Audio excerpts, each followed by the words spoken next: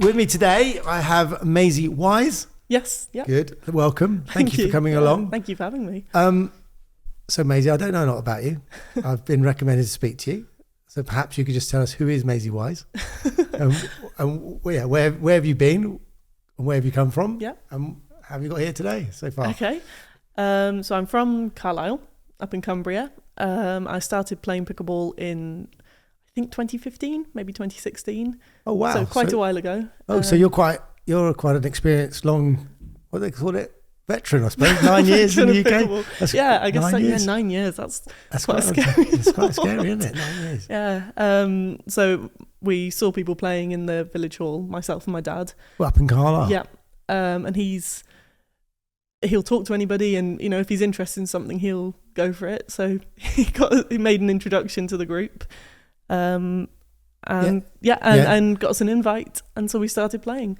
And to begin with, it's sort of once a month. No idea of the rules, just hitting a paddle and a ball and hoping for the best. Had you played racket sports before? Yeah, I come from county badminton. So you're a pretty good badminton player. Pretty good badminton player back in the day. I can't hit it. I can't hit a shuttlecock for love nor money now. No. But you're all right with the volleys and the smashes, yes, yeah? Yes, they're my favourite shots. I stand there waiting for them.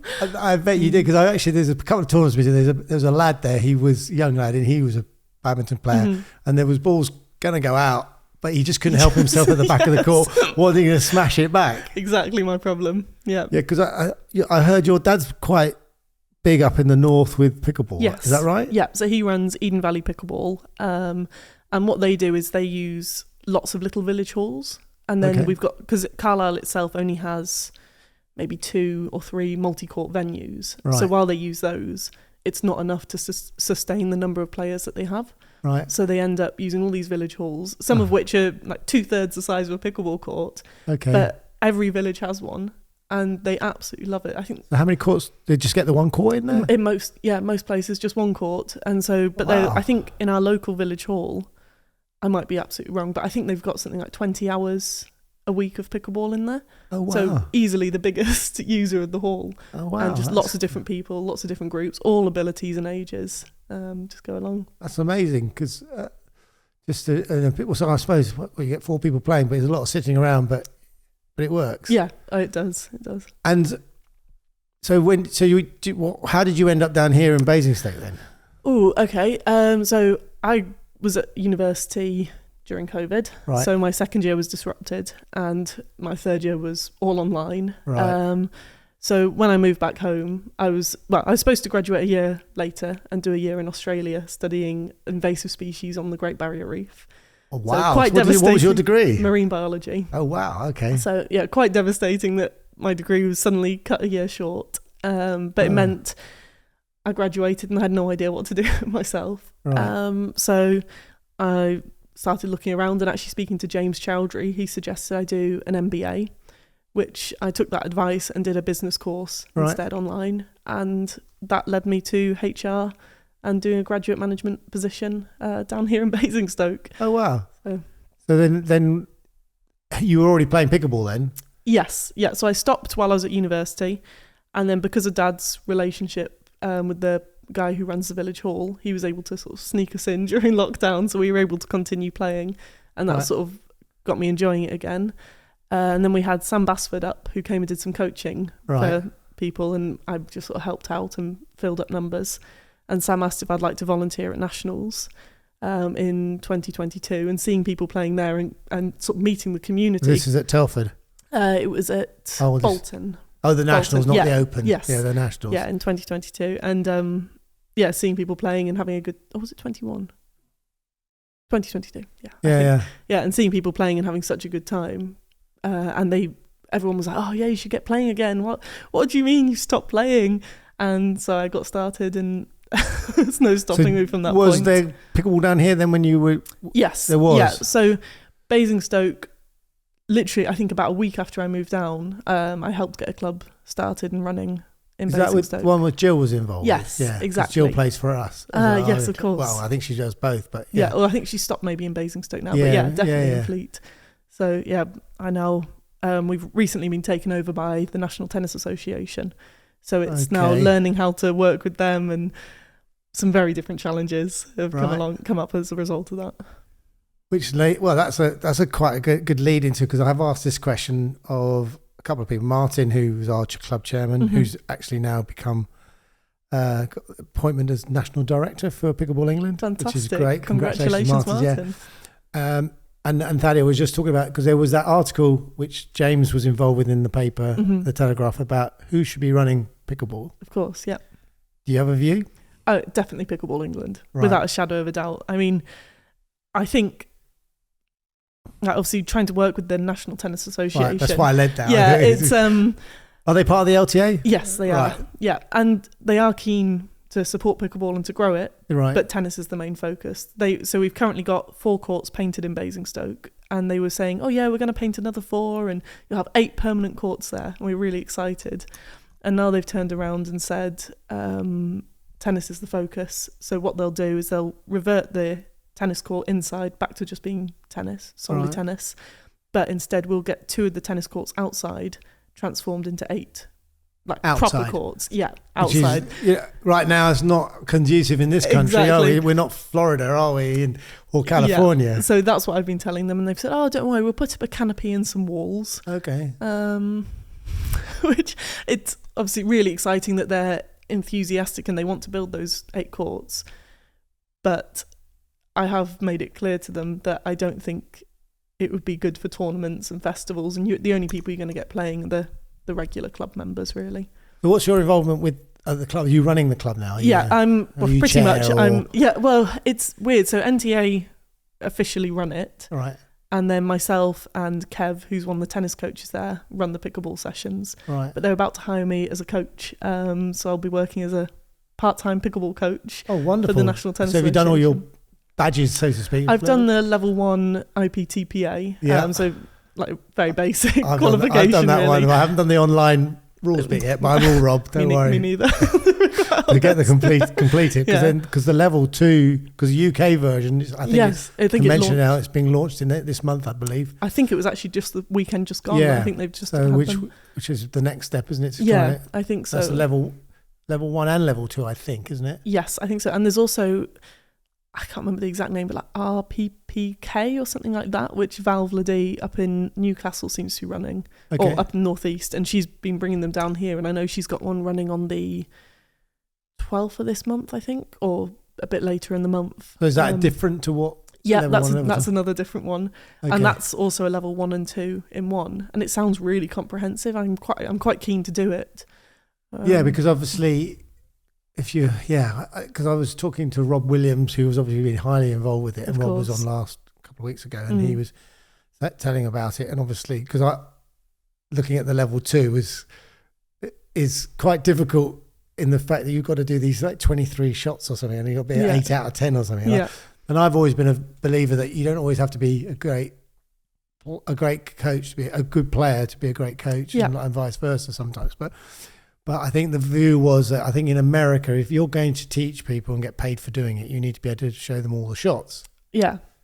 But I still have I don't know. I'm still not convinced that is. I would like to progress with the coaching as well. Mm-hmm. But so have you set yourself up sort of like a coaching sideline, or are you allowed to say? Yes. No, I've got Dink Wisely Pickleball. Oh, very good.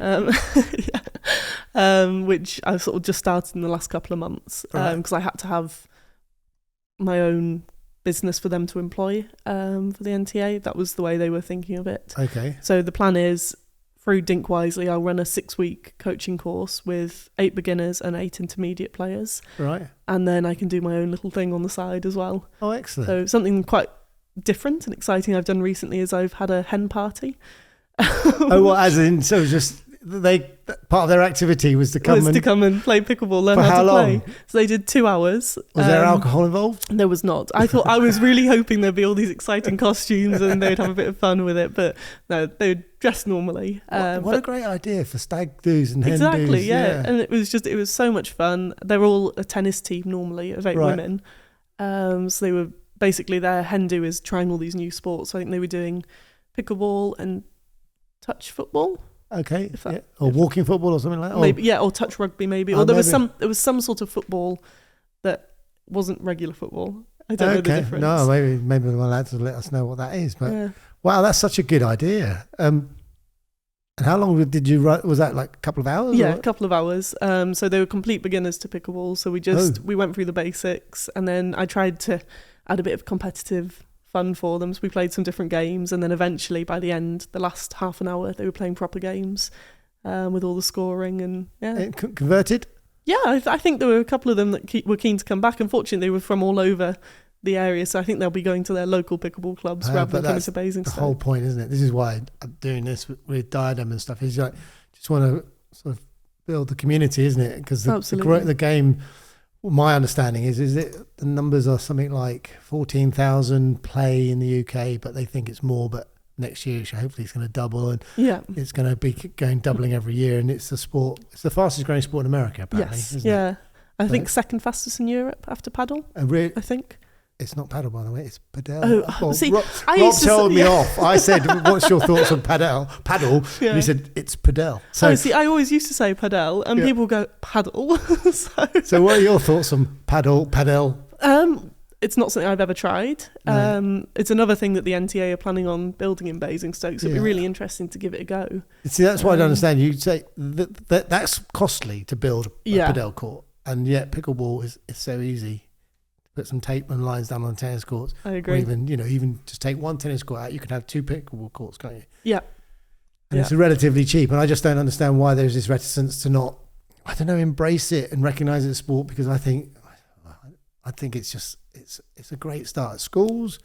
Absolutely. Friend of my son's, I know the podcast is quite new, but I hope it's already inspired him. He does after school clubs and football and Fantastic. stuff. And he's just said, right, I've got Easter holidays and after clubs, and he said, I want to try pickleball. So I said, okay, well, if you want some help, I'll give you some advice. And he said, have you got the rule book? And I said, well, that was easy enough to download.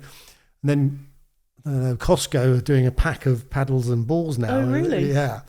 But I was speaking to Freddie Grattan at the UK pickleball store, and they got this great initiative of recycling. Yes, I've seen that. All your damaged or ruined pickleballs into paddles. Yeah, really good. And I spoke to him today, and he said, put them in touch, because they want, I'm not telling Freddie that he said they donate some and they're relatively cheap, but they want people, because I think Sam Basford has tried them and made sure that they work, but it's just a great way of getting people into playing, and I can see why schools wouldn't be able to purchase them. Yeah, it makes a lot of sense. Absolutely. So maybe we should big them up a little bit. Yeah, 100%. So you've been playing 9 years. So Basingstoke's your club, I suppose, your home club? Yeah.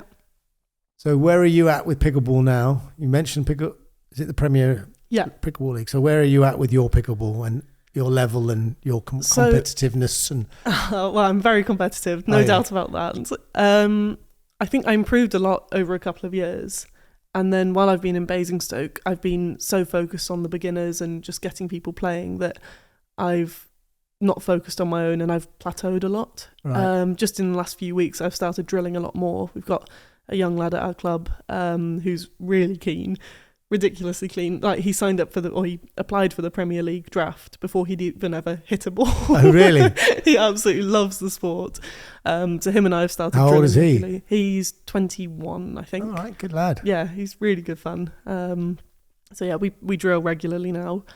And we're hoping to play together in some tournaments going forward. We played in one in Arborfield, one of Steve Beale's. Was that the recent one? Yes. Yeah, the other weekend. Yeah, we went up there, me and my wife went up there on the Sunday, but we probably crossed paths. Possibly. We weren't that keen that day because we'd done the Red Nose Day for the club on the Friday, which I think you were hoping to get a day off to come up for that, which turned out to be brilliant. So you got a hitting partner, so you can drill a bit more. You get any coaching? I'm not getting any coaching at the moment. Coaching yourself then? I wouldn't say that. You're watching some videos online and hoping for the best. Well, you get Rob or get Thadia down, Yeah, a lot of money though. Yeah, that's true. Yeah. Or get a group. You can get a group of them together. We've had Thadia come up to our club twice. She's come in again. But it's great because I just go and watch sometimes if I'm not getting coached, because there's so much you can learn. Absolutely. from them and just seeing. And I think Rob also, he's just going to tournaments and watching other people playing. Yeah. And I think, was it the PPL? Yeah. So you're in the PPL? Yes, I am. Yeah, part of Team Racket. Team Racket? Yes. Okay. Who picked the names? So Racket is a pickleball social media sort of app. Okay. So it's developed by a couple of Swedish blokes, I think. Right. And it has some tournaments, like the Swedish Open goes on Racket rather than Pickleball Global, for example. Okay. And that's where the Premier League is. You can see all the dates and everything on there. So it's spelled RAQT. I've got to get down on all these apps now. There's so absolutely. many, aren't there? We've got one. I think it was a matchup we use for sorting out all the players and the games. Yeah, we use that as well. I think somebody asked one of our members if they had an app, and she sent it to him, and then he got back in touch with her and said, "Not sure what you sent me," because he thought it was a dating app because it said matchup or something. So it was quite strange. But. So how is it going with the Premier Pickleball League? Yeah, Team Racket. Is it finished? What is the format? The format. Okay, so there are 6 teams of 6 with 3 men and 3 women in each team. And each, I wouldn't say month, it's every now and again. I don't know how you would just say how regularly it is. It's really frequent, is it? Regularly frequent? Maximum one a month. Okay. But then there was a break because the organiser and his partner were having a baby. There was a large break over the summer. That'd be Ed. Yes, exactly. So we started, I think our last one was maybe in August, and then we started again in December, had one at the end of January, and now the next one with the final is at the end of April. April 28th, actually. Is it like a playoff, the finals, or is yes, it? Or exactly. So we're all in rankings, yeah. So I think it's Thaddeus' team, which is UK Pickleball Store or something. It's the one that Lloyd runs. Yeah, Lloyd. Lloyd from the Pickleball Store. Yeah. And then there's UK Pickleball shop. Exactly, yeah. So Thaddeus' team, which I think is Pickleball Store. Right. Are top of the league. So they have got a bye in the next round, as do second place, which I think is Louis' team. Right. And then we're currently coming 4th. Right. So I'm not sure the position of the other 3 teams rather. So we'll play against the people in 5th at the moment, I think. Right. And then that'll take us through to the semis. Okay. And we'll play 1st or 2nd, depending on how we do, I guess. Okay. And that will be the finals on the finals day. When is that? Sunday, April 28th. Wow. So where is it being played? Somewhere in London. It hasn't been decided yet. Oh no, it has. I can't remember. Oh, you can't remember. Sorry. I just show up there. So your chances, I mean, is it being really competitive? Yeah, it has been. I think Thaddeus' team have been the clear best team. Right. They've done exceptionally well. Did she pick them all? Yes.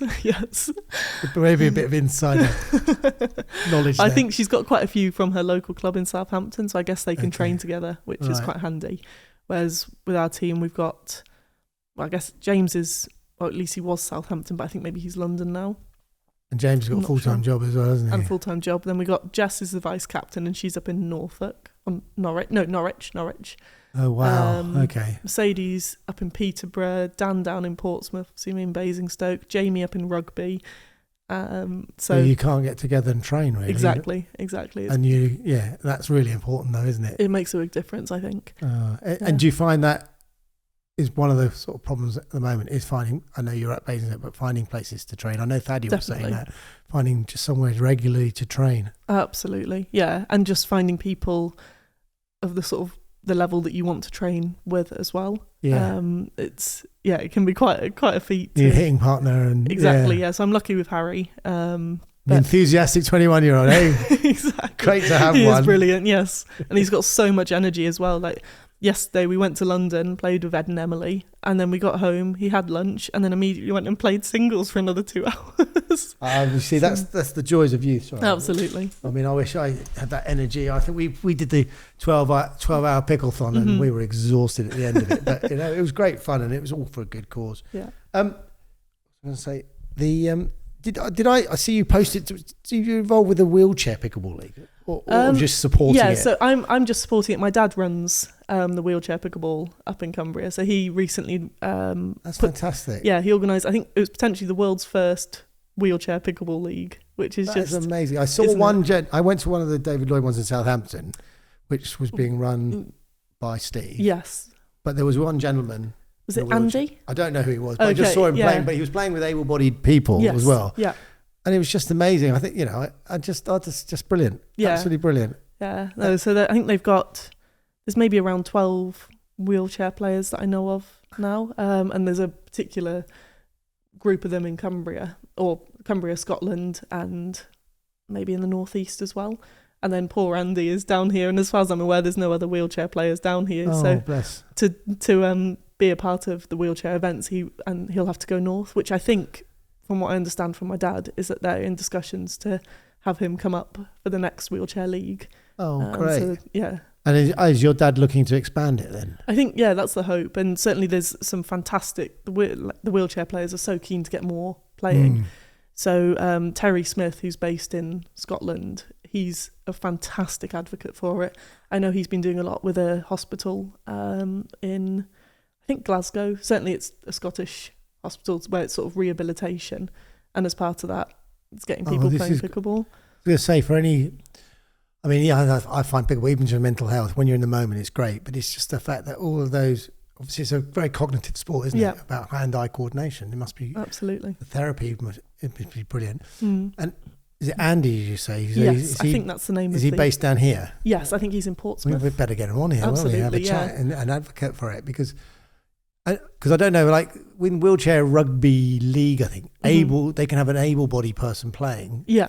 I don't know whether that could encourage people, just get people to play, so that just grow the sport a little bit. A lot of the time, so at the sessions that Dad runs at home, the wheelchair players just come along and mix in. And often it's either one able-bodied, one wheelchair on either side, or one wheelchair to 3 able-bodied. And it's so they really mix in. But the able-bodied people aren't sitting in wheelchairs. No. Oh, but they do that in rugby league. You see, you can be an able-bodied person playing wheelchair rugby league. Okay. And you have to play in a wheelchair because that's obviously balances and makes it fairer. But obviously the rules are slightly different if you're playing a wheelchair, isn't it? I think you're allowed 2 bounces. 2 bounces, yeah. And there's another rule, but I can't for the life of me remember it. I think that's fantastic. Yeah, there's one guy up in Cumbria he's brilliant. I think he's one of the younger wheelchair players, and Dad's commented how he's managed to do around the posts and Ernie's, where he rocks up onto 2 wheels, hits the ball over the net, and then you can do an Ernie in a wheelchair. I've got to see that. That's I know. I keep saying you've got a video. Please get a video absolutely. Of that. And around the post as well. I mean, it's hard enough doing it anyway, isn't it? Exactly. Oh, yeah. I mean, I suppose have you done an Ernie? I've done a couple, yeah. I'm not very good at the sort of leaping in the air, hitting them over the net, but I can sometimes. I see it coming and I'll step across and. Do you think is that a proviso that you have to make sort of a big leap to make it look like a sort of great shot? I guess it looks it's a bit of drama, isn't it? If you can do the big leap and do it. Yeah, I keep thinking it's every time you have a little dink down that line, isn't it? Yeah, that's your opportunity to sort of jump and take it on the volley. Exactly. Did you get caught out on any April Fools yesterday? Or is it yesterday? I didn't get caught out, but certainly a lot of people in our group started sharing. There was a post on, I think, Pickleball England group about over 60s can step in the kitchen, and they were like, "Oh, this is fantastic." That's the one that came through our club group chat, and as soon as I saw it, there were a couple of people who bit straight away, and they went, "That's great!" And my husband can't wait because his birthday's coming up soon, and I just went, "I know who did it," and I just went, "DT, great April Fool, mate," and then people went, "Oh, it's great." Yeah, I just said to them, "Oh, you might want to check the date." This is exactly what day is today. It was brilliant, wasn't it? Yeah. But it would be a good idea though. Maybe over 75 that you might be able to volley in the volley zone. But oh no, it's a great sport. What do you get out of playing? I think one of my favourite parts is getting people started and just seeing how much people enjoy it. I love the community. Yeah.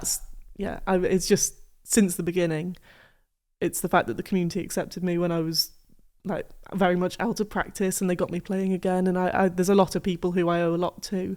Because there seems to be quite an older demographic that play it at the moment, and you're obviously one of the younger ones. Yeah. I won't ask your age, that's rude. But you got a 21-year-old. I mean, that's what I want to see is more. We've got one young girl called Neo who plays, and she's 19. She plays with Lewis, who originally came from our club. Okay, now. and he was over a couple of weeks ago, and they're trying to work together because they're going to play in the Open, I think. And I played against Lauren Vardell, and there's a couple and really great. I bet you just need more of those. And we had the Red Nose Day, and my sons came down and had a go, and they're liking it. But there was a young lad who came to watch what is really down the Thad years, and it's just, I don't know how we can get these youngsters involved, because I think there's so many benefits. Do you not think? Trust me, I'm trying. I am doing my best. But how are you trying? What are you trying to do to get these people involved? So a lot of it, I think, is networking. Certainly with Harry and his girlfriend, he got his girlfriend playing. And then it's like trying to convince them to get their friends, and there's lots of tennis clubs obviously in Basingstoke at the tennis centre, so it's trying to get the younger people from that to come over. I'm very lucky because I'm under 30. I'm 24, so I'm part of the Young Persons Championship that Lou Stevens is running in 2 weeks' time up in Milton Keynes. Right, and Young Persons Championship. Yeah, so it's under 20. That's ageist, isn't it? We play with a lot of the older folk. Yeah, I suppose it's your turn. So it's under 25 for men and under 30 for women, because it's women particularly is where we're struggling. So I did a women's only taster session to try and get more along, and we got, I think it was 20 women for the women's only, and then I did a mixed gender, and that was 20 people again, with 16 of those women as well. So but of those women, maybe 3 were under the age of 30. Oh wow! So it's really difficult to figure out how we can encourage and support and get more girls playing. Because is it Molly?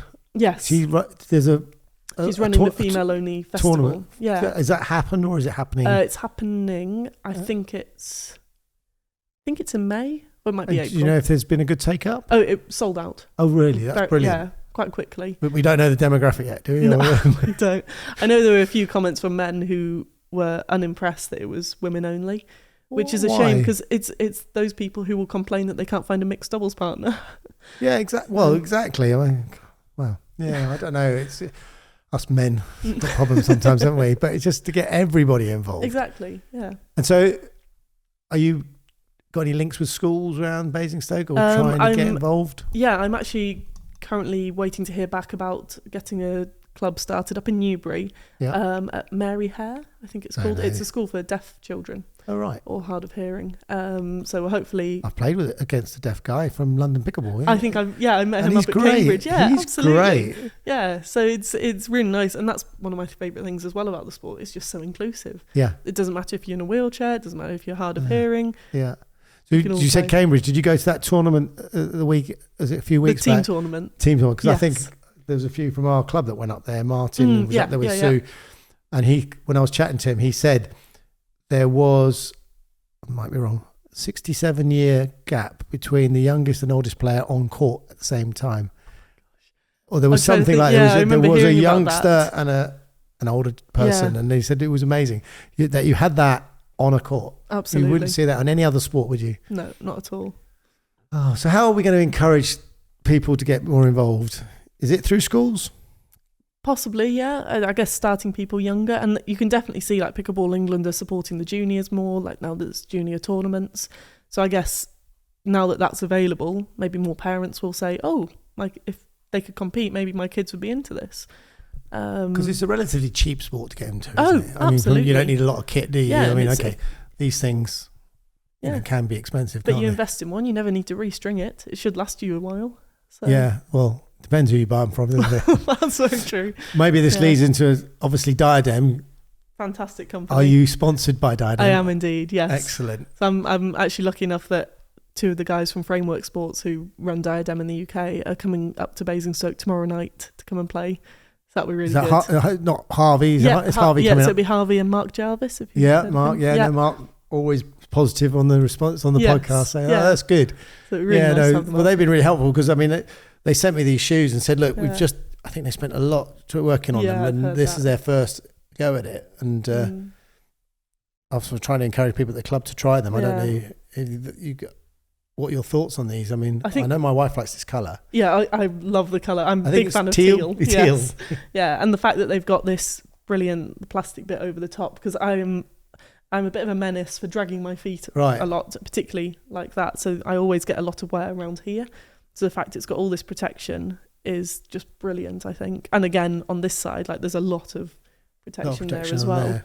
So you like colours then? Yes, I do like the colours. Although, again, I do tend to get white quite dirty. So I'm hoping they release, because the dark blue one, I do really like the dark blue one. I've seen them. These only sent me the black and white. And the dark blue ones are for clay courts. They're maybe more tennis based. What is it, a combination shoe then? Is it not just for pickleball? No, so these ones are all court, I think. Right. But the other ones, I guess they're based in America really, with the clay courts, which we don't really have over here. Have they got clay pickleball courts?